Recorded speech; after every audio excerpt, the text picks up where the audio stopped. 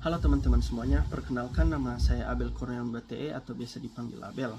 Dan saya berasal dari Nias atau di daerah Sumatera Utara. Ya, teman-teman, di video ini saya akan menjelaskan atau memaparkan kembali secara singkat menurut pemahaman saya tentang pendekatan para pemangku kepentingan terhadap bisnis, masyarakat, dan etika. Nah teman-teman, menurut saya sebuah bisnis yang baik ini nggak hanya memikirkan atau mencari keuntungan serta kepentingan semata saja, namun harus memikirkan juga bagaimana itu kepentingan para pihak-pihak yang ikut terlibat di dalam perusahaan, seperti para karyawan, pelanggan, komunitas mereka, ataupun lingkungan daripada perusahaan ini tersebut.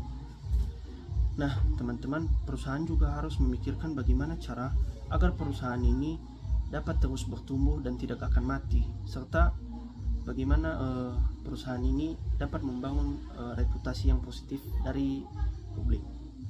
Hal ini nantinya yang akan membuat bisnis tidak akan lagi dipandang sebagai entitas yang berdiri sendiri, namun sebagai bagian, namun publik dapat menganggap bahwa perusahaan ini nantinya sebagai bagian dari masyarakat yang memiliki tanggung jawab moral dan sosial.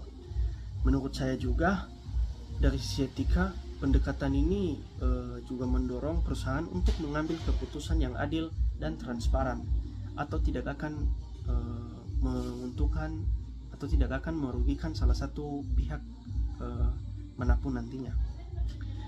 Misalnya dalam proses perusahaan mengambil keputusan produksi, perusahaan nggak hanya soal efisiensi biaya saja yang dipikirkan, namun bagaimana juga dampaknya terhadap pekerja, bagaimana keselamatan para pekerja nantinya, bagaimana kualitas produk bagi konsumen yang akan dihasilkan, apakah aman atau tidak, serta apa polusi atau limbah serta risiko yang dapat timbul nantinya.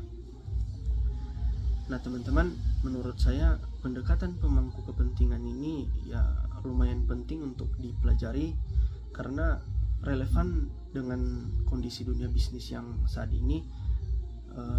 Di era globalisasi dan keterbukaan informasi, masyarakat akan semakin kritis terhadap praktik bisnis yang tidak etis. Selanjutnya seperti dalam hal mendorong keberlanjutan.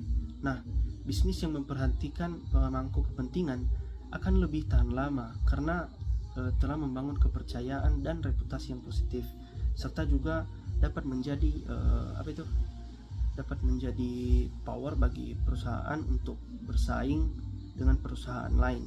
Nah, selanjutnya dalam hal mencegah konflik. Nah, dengan melibatkan berbagai pihak, perusahaan ini dapat meminimalisir resistensi dan menciptakan hubungan yang saling menguntungkan, serta meningkatkan nilai perusahaan. Praktik etis dan keberpihakan pada masyarakat seringkali berbanding lurus dengan loyalitas konsumen dan performa keuangan. Karena setahu saya perusahaan ini akan dipilih masyarakat ketika masyarakat mengetahui bahwa perusahaan ini peduli dengan kepentingan para masyarakat atau konsumen nantinya.